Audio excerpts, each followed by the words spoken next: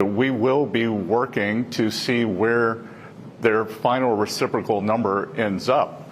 And the negotiations are a combination of tariffs, non-tariff trade barriers, currency manipulation, and subsidies of labor and capital.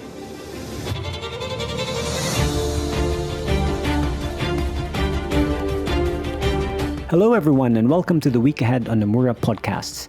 It's Friday, the 16th of May. My name is Zubin Paracuelis, Chief Southeast Asia Economist at Nomura in Singapore. This week started with a bang after the sharp de-escalation of US-China tensions, with both sides agreeing to reduce tariffs in the next 90 days substantially. Markets reacted positively across the board, and the US dollar reversed some losses. We think this de-escalation should mitigate the tail risks, but staying cautious still seems warranted.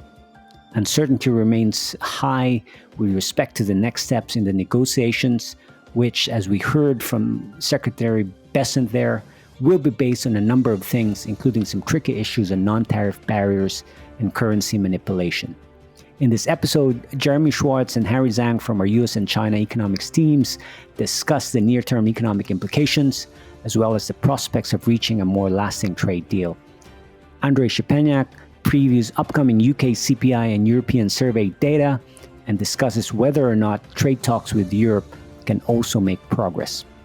Finally, we have a special segment on FX markets with Craig Chan, our global head of FX strategy, who argues that sticking to a softer US dollar medium-term view makes a lot of sense and indeed identifies currencies which could outperform in this environment.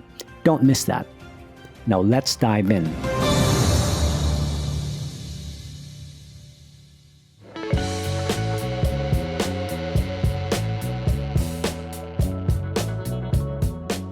Let's kick off with the US, and I'm joined by Jeremy. Hey, Jeremy, welcome back to the podcast. Hey, you've been great to be back. We don't have much on the data calendar, so let's just focus on really the implications of US-China agreement over the weekend. These de-escalation seems to be surprising with very significant tariff reductions from both sides. But as you've argued in a recent report, this will only improve slightly the US growth outlook, at least in the near term. Why is that?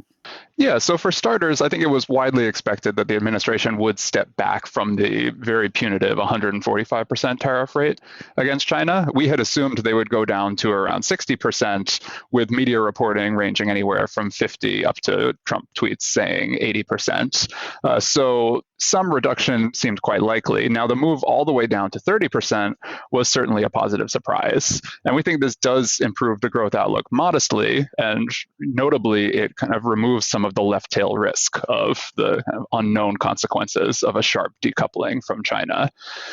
But that said, the fiscal drag, the price impact from tariffs, is really only a small piece of why tariffs are such a strong headwind to growth. I think the more important factor is the uncertainty of the trade conflicts and the chilling effect that has on business investment. Simply, if you don't know what the tariff regime is, then it's very difficult for businesses to plan and invest. And we think that they're already beginning to pull back wherever it's feasible.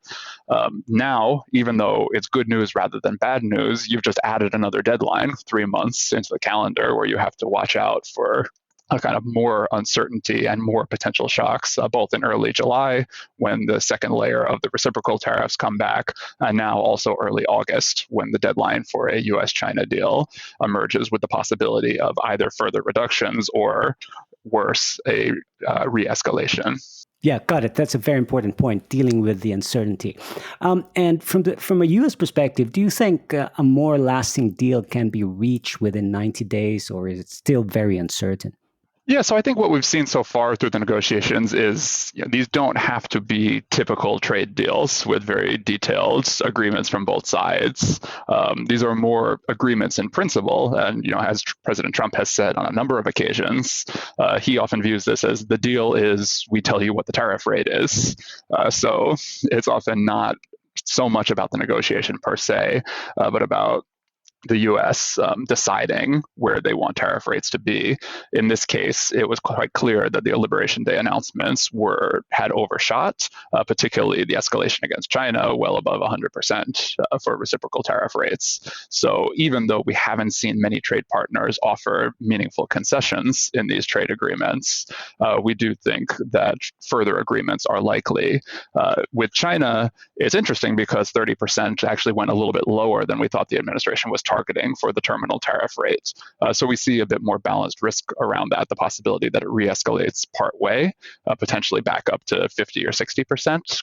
But again, I think, as you mentioned, it will remain very uncertain. We're not clear what the administration wants out of these agreements or really where they're targeting for the terminal level of tariffs. Yep. Okay, got it. And speaking of Trump, does this de-escalation at least confirm that a Trump put exists and hence maybe from a market perspective, we may have seen the worst? So I think the de-escalation we saw both on April 9th with postponing the reciprocal tariffs, as well as the recent de-escalation against China, shows that the Trump administration realized they overshot with the initial Liberation Day announcements. They clearly didn't like the market reaction. They clearly didn't like feedback from businesses that you were risking kind of sharp disruptions, empty shelves, and severe inflation, and potentially a recession. So it's certainly a positive that there is at least some sensitivity from the administration to markets and to the real economy that reduces, again, that left tail risk that the administration just escalates further and further and drives things off a cliff. But that said, I don't think that the worst is necessarily behind you, because you could still potentially see these tariff rates, even though reduced, causing a sharp growth slowdown. So a recession is not our base case, but we have to admit that tariff rates have risen more than we had expected coming into the year. And frankly, I think we were one of the more hawkish economist shops out there looking for tariffs to increase. So, escalating and de-escalating, 2 steps forward, 1 step back, is something that markets are taking some solace from, but the shock is still negative. We still expect it to impact the growth and labor data, and risks continue to be skewed to the downside. So in terms of the administration being mindful of markets, that's a positive. That reduces the risk of a sharp contraction. But if growth deteriorates, it won't be pleasant for risky assets. Right. Excellent. Okay, thanks, Jeremy. Yeah, thank you.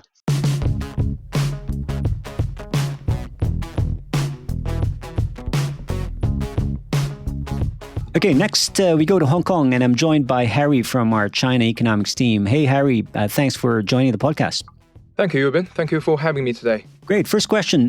From China's perspective, what do you think made the outcome from the Geneva meetings possible, and what did the Chinese authorities have to offer? Yeah, sure. I think there are 2 reasons. First, because China's conditions had been met by the US.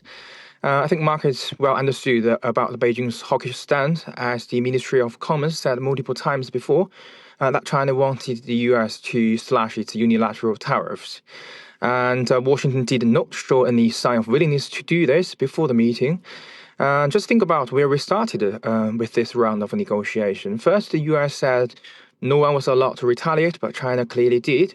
And then the US heavily penalized China, then retaliated, then re-retaliated.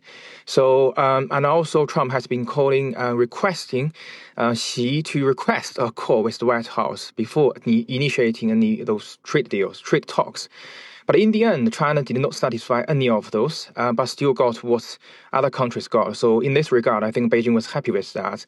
And second, it's about the domestic economy. So as we know, that the single most important growth drivers over the past year and a half with China has been the export sector. Although China has been diversifying its export destinations, the US still plays an important role in China's exports. And therefore, having a temporary truce over the trade war would grant the Chinese economy a breathing space, and the leadership would work on for more measures to counter potential escalations in the future. So I have to say that although China has been much better prepared for potential prolonged trade war than the US has, the pace of how quickly we actually reached this 125% tariffs should have not been anticipated by the Chinese leadership either. So I think for those two reasons, Beijing felt it's the right decision to make for reaching this 90-day truce with the US. Yeah, it's about these two reasons. Okay, got it. And do you think there's a significant chance now that this de-escalation could last, or do you still see some big sticking points for China, which may be difficult to iron out within 90 days? Yeah, sure. It's a great question, but also a quite challenging one. I think there are heightened uncertainties in this regard. So prior to the meeting in Geneva, I think we all had a big question. Maybe we still have this now, which is what does Trump really want from China? So if what Trump wants from China is about more purchases of U.S. products, just like the Phase 1 trade agreement signed between Washington and Beijing during Trump's first term, or further opening up of China's domestic markets to U.S. businesses, then I think the chance of reaching some sort of agreement within 90 days may not look too bad at all. But if what Trump wants from China is more concrete actions to mitigate its overcapacity issues or even meaningfully change its domestic industrial policies, then I think it would be extremely hard for Beijing to make any formal or binding commitment on this front. So it's really depend on what Trump wants from China. Okay, got it. And you mentioned the domestic economy. As things stand, does this de-escalation have a material positive impact on China's growth outlook, at least in the near term? Yeah, so on the margin, the answer is yes. So as we are largely back to, in terms of tariffs, we are largely back to where we were before the Liberation Day. So only a 10% incremental increase in U.S. tariffs on China. So this shouldn't be anything material for China if we consider what we have experienced over the past month or so. And more importantly, export growth is likely to be very strong in the near term, especially for the rest of Q2, because of those backlogs created from early April to early May. But further out, this will heavily depend on the 90-day trade talk. So if tariffs go back to above 60% levels, then it will again, we only have a 90-day pause for that 24% tariffs. If tariffs goes back to above 60% level, then it will again generate quite notable growth headwinds in the later part of Q3 and also Q4. Cool. So still some uncertainty there. Let's leave it here. Thanks again, Harry. Thank you, Yuben. In terms of the calendar for the rest of Asia, we have two central banks on tap. First, for the Reserve Bank of Australia, we remain confident of a second 25 basis points cut on Tuesday, given further progress in inflation easing towards the midpoint of RBA's 2 to 3% target. Second, we change our forecast and now expect Bank Indonesia to also cut by 25 basis points on Wednesday, instead of keeping the policy rate unchanged, as the external backdrop turns more favorable for IDR stability after the de-escalation in U.S.-China trade tensions. Korea's release of exports for the first 20 days of May on Wednesday is worth watching as well, and we expect it to improve to 0.8% year-on-year from minus 5.2%, driven by solid chips exports, offsetting weak exports of autos and auto parts due to the tariffs. Finally, Thailand's Q1 GDP print is out on Monday, and we expect a significant slowdown to 2.7% from 3.2%, led by a contraction in manufacturing output and weak private sector spending.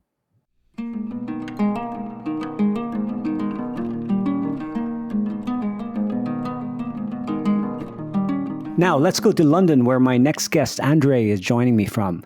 Hey, Andre, welcome to the podcast. Hey, thank you for having me. First question, the theme next week seems to be a slew of survey data. So what do you expect from these releases in terms of what sort of picture it will paint for European economies?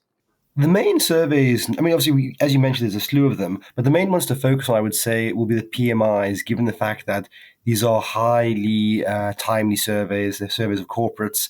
And actually, the last set of surveys surprised a bit in the sense that the previous prints were a bit weaker, which maybe we had expected, but for the wrong reasons, in the sense that the services sector elements actually deteriorated against expectations, And obviously, the services sector is not the sector or the part of the economy which will be directly impacted by tariffs.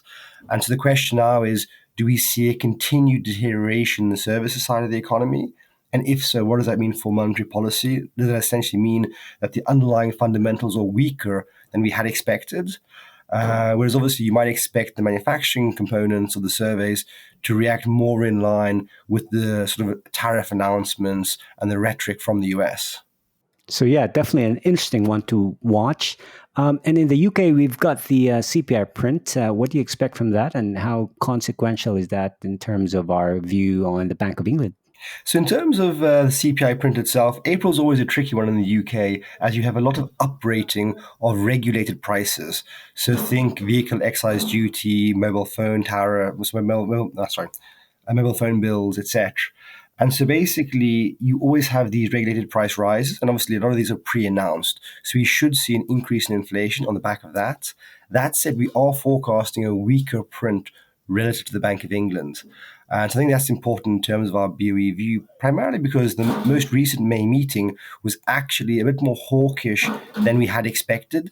And the minutes indicated that even for those who favored a rate cut, the problem potentially was that had the 2nd of April tariff announcement not occurred, it would have been more finely balanced and we risked actually seeing no change in policy. So I think with the most recent wage data, which was slightly weaker, as well as this inflation data, which we are forecasting to come in below the bank's forecast, that should support our view of a gradual pace of rate cuts, bringing bank rate down to 3.5% by February next year. Yep, that's great. And lastly, this is obviously the big question after the de-escalation that we've seen in US and China over the weekend, and that obviously followed the UK deal with the US. Can we glean from these things that Europe could be next? That's a great question, Ibn. I think it's important to caveat that a lot of the things the US has demanded from Europe, for Europe, it's basically these red lines. Europe refuses to discuss changing VAT, for example. Europe refuses to discuss changing food standards. So think in the US, they chlorinate their chicken or they inject beef with hormones, etc. Europe will import US agricultural products, which are currently at European standards. But at the moment, obviously, most US food isn't. And Europe won't budge on those elements. So I think that makes that more challenging. And also, Europe has already proposed to the US to lower many tariffs to 0%, actually. And Trump has been very dismissive of that. And also, when you think about the rhetoric from the US, it's almost like they essentially have it out for Europe in some senses. It's like the rhetoric from the US on Europe, more generally speaking, it's very vicious in a way. And so from that perspective, I think there's the real risk that the US wants to paint Europe in the sort of bad light. And actually, if there's any country at risk of going back up to the 2nd of April tariff announcements, it's probably more likely to be Europe than anyone else. Okay, sounds like some uncertainty for Europe and some bad news potentially. Okay, we'll leave it there. Thanks very much, Andre. Thanks, Eben.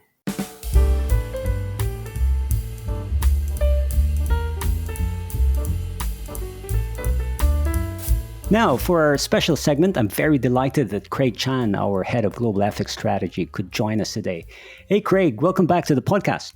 Thank you. Yeah, it's been a great deal of focus in FX markets, not just in the aftermath of the US-China de-escalation over the weekend, but I guess also in the context of trade talks that's happening between US and other countries where FX is also reportedly part of the agenda.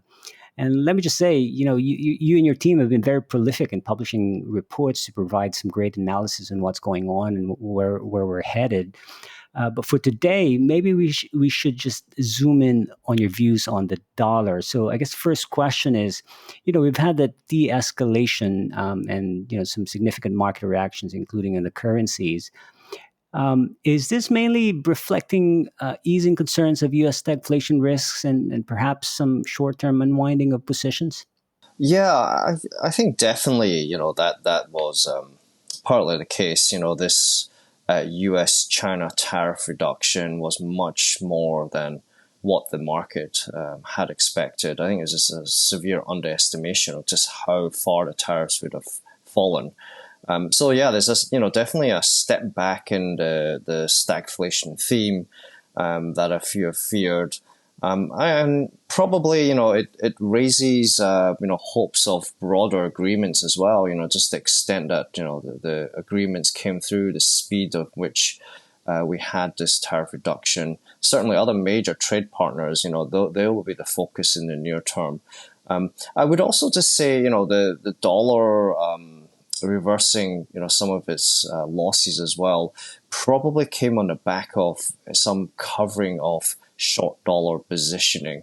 And, I'd say that because, when we're looking at some of our metrics around this, it's very clear that this short dollar position was very stretched against the yen and to some extent the euro as well. So, if we just, reflect back, it was very clear that those were the two currencies that really suffered the most when had this kind of US-China tariff reduction news come through. Yep.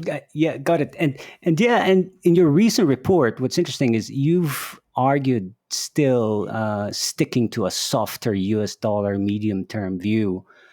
Is that partly based on low confidence that this de-escalation will last, or are there any other reasons? Yeah, I think partly. Clearly, if we are thinking just ahead, there's still this timetable of, potential tariff increases. Bottom line is, if Trump is, let's say, unsatisfied with progress with either China or some of these global trade partners, we got a few dates out there. Like, for example, 9th of July is when you have this potential for reciprocal tariffs coming full on for most of the world. This relief for China is only 90 days. So, it's the 12th of August when it could potentially be Judgment Day on whether, tariffs go back up for China. Will we have the full reciprocal rate, which would be a pretty high and, penal 54% for China.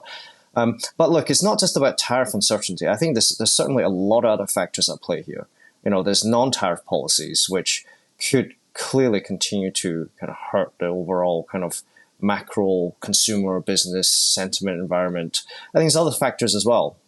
Like, for example, if we're looking at our projections on the US macro outlook from our economics team, they've clearly got a slower US economy through the remainder of this year.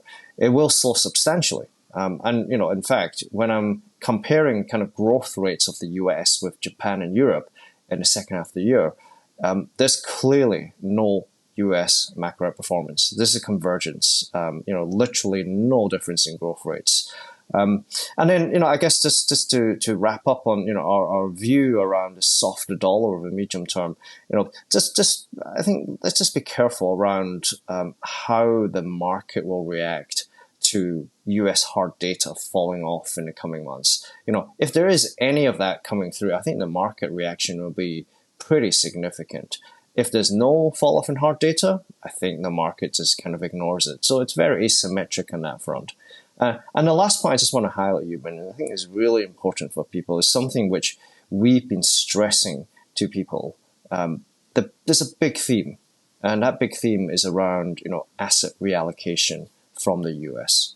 Yeah, just on that, it sounds very interesting. Can you elaborate on this asset reallocation away from the US? Any evidence that you're already seeing? How big can this go? Yeah, we have been tracking this really quite closely. We've been looking at some of the high frequency data. The monthly broader global data is very old. But the higher frequency data that we look at include things like Taiwan, dollar bond ETFs, Korea, retail investment in US equity bonds, Japan, retail investments as well. I just say that we are seeing signs of selling. In Taiwan, these bond ETFs, these dollar bond ETFs, should I say, are being sold. The retail investors in Korea have been pretty consistently selling in the US equities. Japan retail, we're seeing selling of FX bonds as well. But the key point I would make from this is that even though it's quite consistent in the data that we have been monitoring, actually the size is not that big. So there's not a kind of mass exodus that's happening. But there is definitely consistency around this. And then just I guess, your other question about the size of this. Look, I think the issue is that a lot of investors have been allocating into the US for a very prolonged period. This US exceptionalism view had been building up, the AI cycle, the macro strength. So the foreign ownership, when we're looking at the international investment position of the US, the foreign ownership of portfolio is around 34 trillion US dollars, extremely large. And I think that's really what's, I guess, got a lot of people worried about this potential for outflow from the US and potential inflow into other parts of the world. Yep, brilliant. And finally, Craig, any quick thoughts in terms of which currencies do you see benefiting the most if the US dollar softening theme resumes?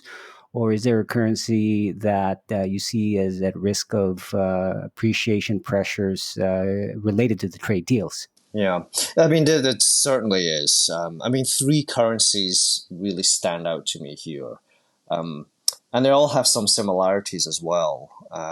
So it's Taiwan dollar, it's a Korean won, and it's the Japanese yen. So the similarities are that, all three are notably undervalued. I mean, the most extreme in our four valuation models, ranging from 12 to 17%. And then all three have very strong current account surpluses and trade surpluses against the US. And I guess the other factor is all three have some form of, strong political relationship or even dependence on the US. So, look, there's more signs of some kind of implicit deal to strengthen their currencies. I think it's something we have got to be watchful of in terms of this risk in the near term. It doesn't have to be led by the central bank actually selling dollars. It can be from any kind of quasi-institution, which would then obviously lead to these currencies outperforming pretty substantially against the dollar. So I think Taiwan dollar, Korean won, Japanese yen, these are the focus points. Yep, very clear, and that's really excellent. If you want more details, guys, just recommend you looking at Craig's report if you haven't already. So, Craig, let's leave it there. Thanks very much again. Thanks, Shubin.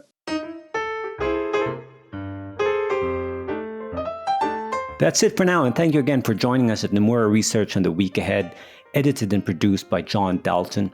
If you enjoyed the content, please like and subscribe to Nomura's podcast on Apple, Spotify, and SoundCloud, or your usual podcast provider. We'd love to hear your feedback, so please feel free to write a review and share this podcast to anyone you think might be interested. You can also check out NomuraConnects.com for more of our research and updates. Have a great week ahead.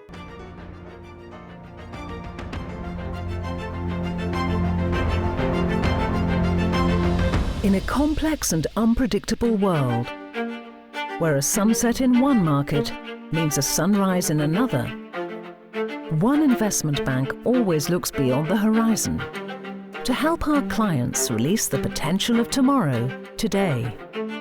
Nomura, connecting markets, east and west. Disclaimer. This content has been prepared by Nomura solely for information purposes. It is not intended to form the basis of any investment decision and is not an offer or solicitation of an offer to buy or sell or enter into any agreement with respect to any security, product, service, including but not limited to investment advisory services or investments. The opinions expressed in the content do not constitute investment advice nor is legal, regulatory, accounting, or tax advice and may change at any time without notice. You should seek independent advice as appropriate for individual circumstances. For further information, disclaimers and disclosures, please visit Nomura Connects at www.nomuraconnects.com.